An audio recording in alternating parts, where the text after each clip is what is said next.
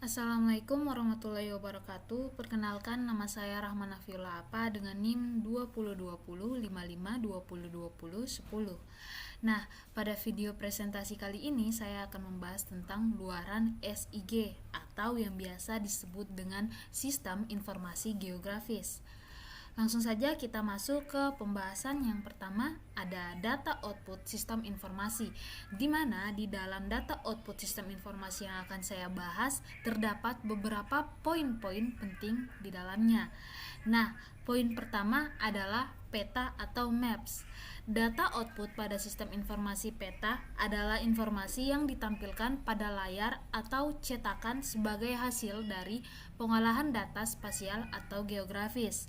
Data output ini dapat berupa peta, grafik, diagram, tabel, atau informasi lainnya yang terkait dengan data geospasial.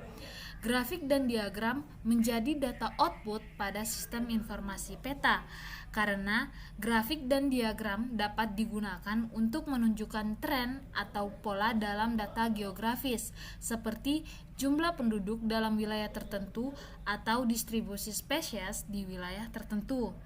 Kemudian tabel digunakan sebagai data output pada sistem informasi peta karena tabel dapat berisi informasi numerik atau deskriptif yang berkaitan dengan data geografis.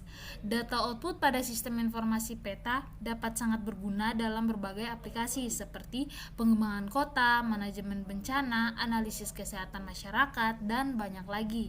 Dengan menggunakan data output yang tepat, pengguna sistem informasi peta dapat membuat keputusan yang lebih baik dan mengambil tindakan yang lebih efektif dalam mengatasi masalah yang terkait dengan data geografis. Kemudian di poin berikutnya ada kartografis output. Sistem informasi kartografis output adalah sistem yang bertujuan untuk memproduksi output atau hasil dalam bentuk peta atau grafik untuk menunjukkan informasi spasial atau geografis. Kartografis output terdiri dari beberapa jenis output. Yang pertama ada peta dasar atau base map. Yang kedua ada peta tematik, yang ketiga grafik, dan yang keempat diagram output visualisasi data lainnya yang menampilkan informasi geografis. Dalam sistem informasi kartografis output, data output biasanya dihasilkan dalam bentuk digital seperti file gambar atau format yang dapat diimport ke aplikasi pengolahan data atau program lainnya. Data output ini dapat digunakan untuk membuat laporan, presentasi, dan keperluan lainnya yang memerlukan visualisasi data geografis. Pada poin selanjutnya ada spasial multimedia.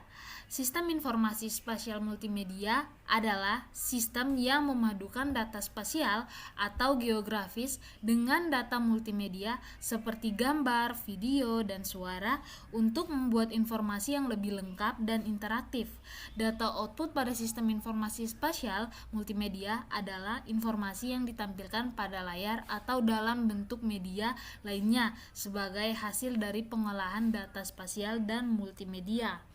Bentuk data output pada sistem informasi spasial multimedia dapat berupa peta interaktif yang menampilkan gambar, video, atau suara ketika pengguna mengklik atau menggerakkan kursor ke area tertentu pada peta. Peta interaktif ini memungkinkan pengguna untuk melihat informasi lebih detail dan mendapatkan pengalaman yang lebih interaktif dalam menjelajahi informasi geografis. Kemudian, selain peta interaktif, sistem informasi spasial multimedia juga dapat menghasilkan data output dalam bentuk animasi atau video. Nah, animasi atau video dapat menunjukkan perubahan atau pergerakan dalam data geografis seperti perubahan garis pantai atau pola cuaca. Kemudian tabel dan grafik juga dapat digunakan sebagai bentuk data output pada sistem informasi spasial multimedia karena tabel dan grafik dapat menampilkan informasi numerik atau deskriptif tentang data geografis seperti jumlah populasi atau luas wilayah. Data output pada sistem informasi spasial multimedia dapat digunakan dalam berbagai aplikasi seperti pengembangan perancangan kota, turisme, dan ilmu lingkungan, dan menggunakan data output yang tepat Pengguna sistem informasi spasial multimedia dapat memperoleh informasi yang lebih lengkap dan interaktif tentang data geografis sehingga memudahkan pengambilan keputusan dan tindakan yang lebih efektif. Nah, itulah pembahasan spasial multimedia. Selanjutnya, poin yang selanjutnya ada non-cartographic output.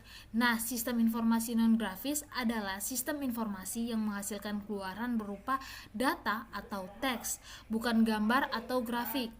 Oleh karena itu, output dari sistem informasi non-grafis berupa teks atau data yang dapat disimpan dalam format file atau ditampilkan pada layar komputer. Nah, berikut ini adalah contoh output dari sistem informasi non-grafis. Dia meliputi yang pertama, laporan dalam bentuk teks atau tabel yang menjelaskan hasil dari pemrosesan data.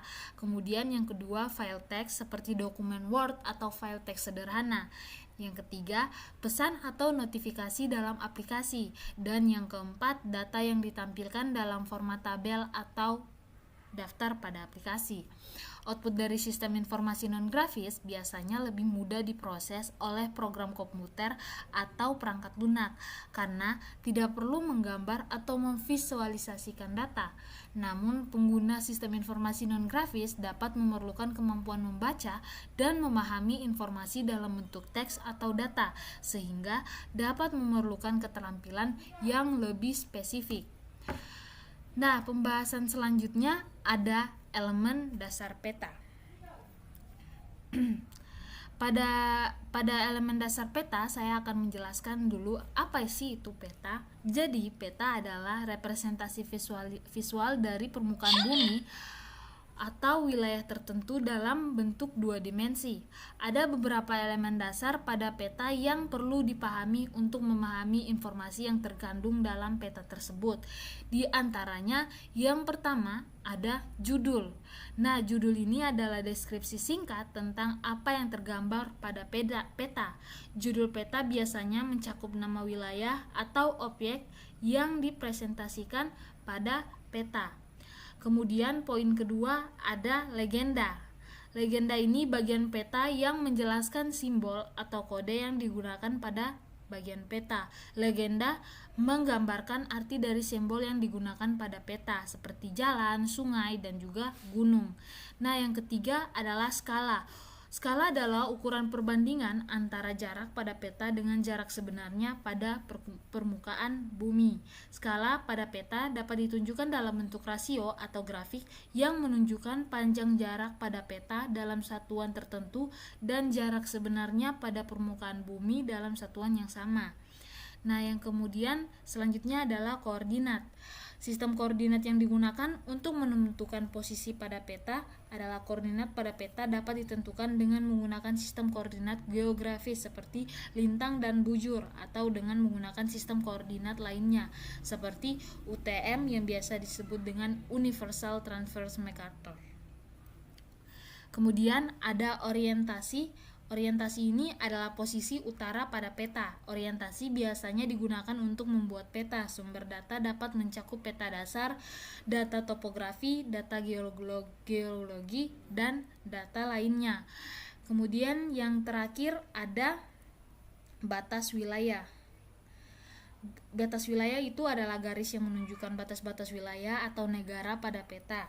Batas wilayah dapat ditunjukkan dalam bentuk garis atau warna. Nah, dengan memahami elemen dasar pada peta, pengguna dapat memahami informasi yang terkandung dalam peta dengan lebih baik dan dapat memanfaatkan peta secara efektif. Pembahasan selanjutnya yang saya akan bahas adalah mekanisme output delivery.